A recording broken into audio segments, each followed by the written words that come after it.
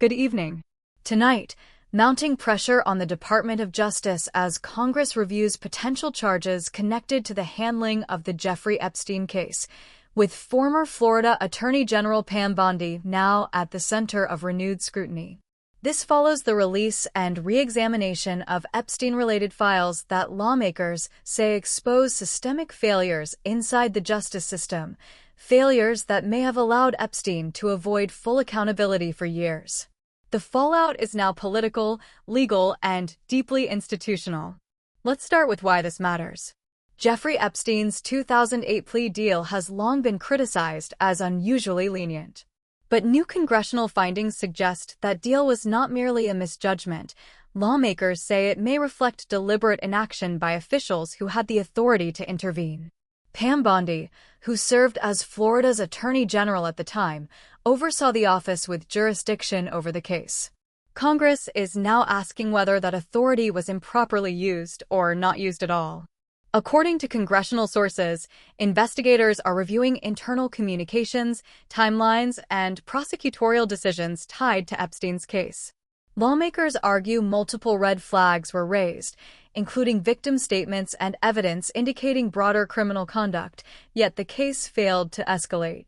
A senior member of the House Oversight Committee stated that the public deserves to know whether political influence outweighed justice. At this stage, no charges have been filed. But congressional referrals are now being discussed. Former President Donald Trump has weighed in on the renewed scrutiny. In recent remarks, Trump said that the Epstein case represents a total failure of the justice system and claimed that powerful institutions protected Epstein for years.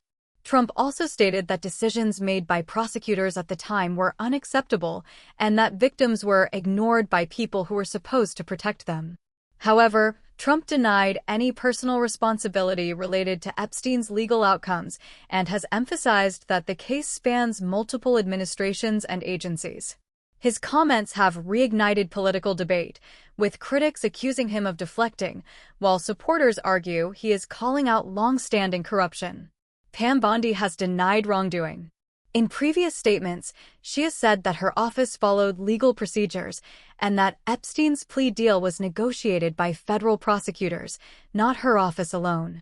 Bondi has also argued that revisiting the case years later is driven by political motivations rather than new evidence. Congressional investigators say they are not convinced. The Department of Justice is now facing intensified scrutiny over its role in approving and defending Epstein's plea deal. Lawmakers argue the DOJ failed to adequately notify victims, failed to pursue broader charges, and failed to hold Epstein accountable at a level proportional to the allegations.